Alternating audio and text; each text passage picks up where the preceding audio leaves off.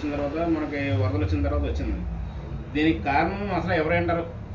తప్పదేండి. ఈ ప్రభుత్వం వచ్చిన తర్వాత బుడమేరు ఘటన రాలేదు. అంటే బుడమేరు కోసం చంద్రబాబు నాయుడు గారు ప్రతిపక్షంలో ఉన్నప్పుడు కూడా ఆరోపణ చేశాడు. ఇప్పుడు అధికారంలో ఉన్నప్పుడు అది కంప్లీట్ చేయాల్సింది ఎవరు? అధికారులు ఎవరున్నారండి?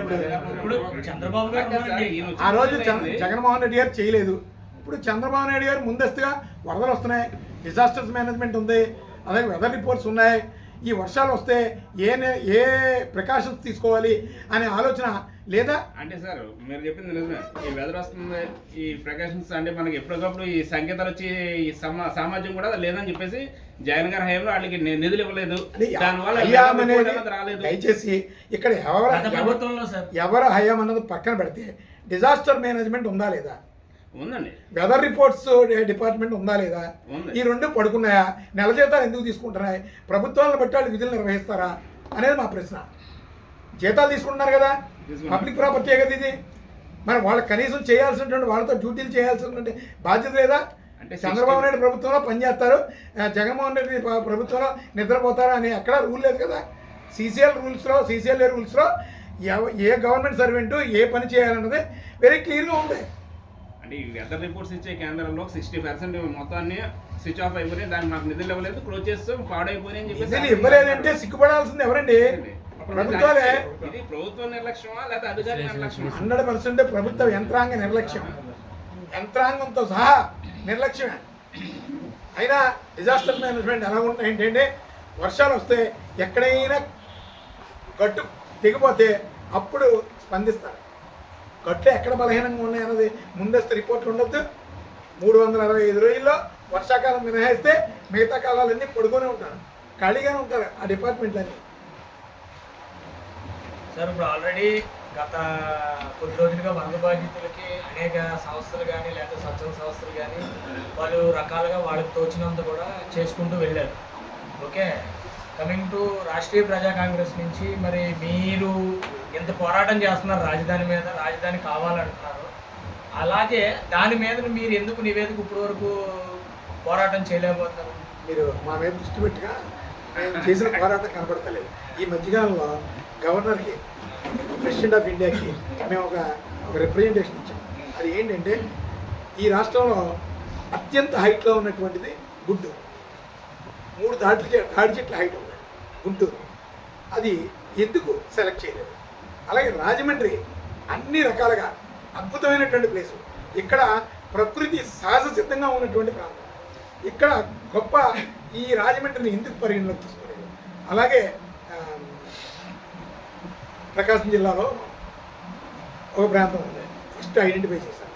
అలాగే కర్నూలు, నూజివీడి దగ్గర ఇలాంటివన్నీ కూడా మేము కొంత అన్వేషించి సైంటిఫిక్గా కొంతమంది మేధావులతో డిస్కస్ చేసి మేము ఆ రిపోర్ట్ పెట్టాం. అలాగే ఈ మధ్యకాలంలో ప్రొఫెసర్స్ అంటే నాసాలో పనిచేసినటువంటి వాళ్ళు ఈరోజు సిఎన్ఎన్లో ఒక ఇంటర్వ్యూ ఇచ్చారు. 40 అడుగులు లోతు వెళ్తున్నట్టుంటే ఎక్కడ అమరావతిలో ఏ ఫౌండేషన్ వేసినా వాళ్ళు ఏం చెప్పారంటే సీలో కూడా వెళ్తారట, సీలో 35-30 వెళ్తారట. అంటే సముద్ర గర్భంలో 30-35 వెళ్ళేటటువంటి పరిస్థితి ఈరోజు మనకి రాజధాని అని చెప్తున్నటువంటి అమరావతి పరిసర ప్రాంతాల్లో 29 గ్రామాల్లో ఉంది. అంటే భవిష్యత్తులో ఎంత ప్రమాదం ఉందో చూసుకోండి. ఈ ప్రమాదాన్ని మనం మౌనంగా ఉండడం మూలంగా మన మౌనమే ఉగ్రవాదం కన్నా ప్రమాదం. ఈ ప్రమాదాన్ని ఎలా ఎదుర్కోవాలి? చైతన్య అందరూ మీరు ఏమైనా అనుకోండి, మేము ఓపెన్గానే మాట్లాడతాం. ఈ రాష్ట్రంలో మీడియాని పొల్యూట్ చేశారు, కార్పొరేట్ మీడియా చేతిలోకి వెళ్ళిపోయింది, వాస్తవాలు రాయనిస్తారు. ఖరీదైనటువంటి ఒక వ్యవస్థగా ఈరోజు రూపాంతరం. ఏదైనా సోషల్ మీడియా ఈరోజు ఉంది, కొన్ని విషయాలు బయటకు వస్తున్నాయి. అలాగే చిన్న చిన్న పత్రికలు ఉన్నాయి, కొన్ని విషయాలు బయటకు వస్తున్నాయి. మెయిన్ కార్పొరేట్ మీడియా వాస్తవాలను రాణిస్తారు. బుడమేరు ఘటనలో సుమారు 160 మంది చనిపోయారని మాకున్నటువంటి ఇంటెలిజెన్స్. అది ఏ పత్రికలోనే రాసిందండి? ఎందుకు రాయలేదు? అసలు సరైనటువంటి ఫొటోస్ రాలేదు. ఇవన్నీ కూడా లోపాలు కార్పొరేట్ మీడియా శాసిస్తుంది, మిగతా మీడియా వ్యవస్థనే కాళ్ళతో తొక్కేస్తుంది. ఇదంతా మారాలి. మార్పుతో ఒక విప్లవాత్మకమైనటువంటి తిరుగుబాటు రావాలి. మనల్ని మనం కాపాడుకోవాలి. మన బిడ్డలకి ఒక అద్భుతమైనటువంటి భవిష్యత్తు ఇవ్వాలి అనుకుంటే మీరు నేను అందరి సోషల్ రెస్పాన్సిబిలిటీ ఉంది. సార్ మీరు అన్నట్టుగా ఇప్పుడు మీడియా రంగంలో కార్పొరేట్ శాసిస్తుంది అన్నారు, ఓకే మేము దానికి కూడా ఏకీపిస్తాం. కానీ ఇలా వాస్తవాలు రాయడానికి కొందరు ముందుకు వస్తుంటే దాడులు జరుగుతున్నాయి దాని మీద. ఇప్పుడు ఒకటేనండి, మనం బానిసం. ఈ భారతదేశం చరిత్ర 900 సంవత్సరాలు బానిస బ్రతుకులు బతికాం. మళ్ళీ అంత త్వరగా చైతన్యం రాదు. ఎందుకంటే మన డిఎన్ఏ అది. మనల్ని ప్రతి ఓడి దండయాత్ర చేసి మనల్ని తొక్కుతూ కొడుతూ వాళ్ళకి విసిగిపోయిన తర్వాత వెళ్ళిపోతూ ఉంటారు. అలాగా దాడులు చేస్తారు. పోరాడేవాడికి దాడులు ఉంటాయి. ఆ దాడులకు భయపడి వ్యవస్థ కళ్ళ ముందు అన్యాయం అయిపోతున్నా, మన బిడ్డ అన్యాయం అయిపోతున్నా భయం మన బిడ్డలకు శాపంగా మారుస్తారా? బిడ్డలకు అన్నాం కదా, ఆ బిడ్డలను కాపాడుకోవాలి కదా. చస్తాం సమాజం కోసం. ఈరోజు గాంధీ నెహ్రూల కోసమే మాట్లాడుతున్నాం. ఎంతోమంది త్యాగమూర్తులు ఈ దేశంలో ఉన్నారు, ఐడెంటిఫైడ్ పర్సన్స్. ఆ రోజు 70 కోట్ల మంది జనం భారతదేశంలో, అఖండ భారతదేశంలో 70 కోట్ల మంది జనంలో మీకు గాంధీ నెహ్రూ, సుభాష్ చంద్రబోసు, ఆజాద్ ఇలాంటి వేళ్ల మీద లెక్క పెట్టేవాళ్ళు ఒక 20 మంది తెలిసేమో. మరి మిగతా వాళ్ళు ఏమైపోయారు? మిగతా వాళ్ళు లేరా? 200 ఏళ్ళు మనం బానిస బ్రతుకున్నాం. గాంధీ చరిత్ర ఎంత? గాంధీ పోరాటం ఎంత? అతను ఎన్నాళ్ళు వచ్చారు? అసలు చరిత్రే భూస్థాపితం చేశారు. నలంద యూనివర్సిటీలో మొత్తం ఒరిజినల్ హిస్టారికల్ చరిత్రను తగలబెట్టేశారు.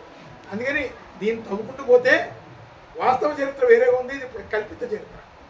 అందుకని మీరందరూ ఆలోచించాలంటే ముందు మనం బ్రతకాలి, మనం బ్రతికించాలి, దానికోసం పోరాడాలి. రేపు నా లైఫ్ మీ లైఫ్ ఎన్నాళ్ళు ఉంటుంది? కమింగ్ జనరేషన్ భావితరాలు వాళ్ళు బ్రతకాలా? వాళ్ళు బ్రతకాలి అంటే మనం ఒక సెక్యూర్డ్ సొసైటీ ఇవ్వాలా?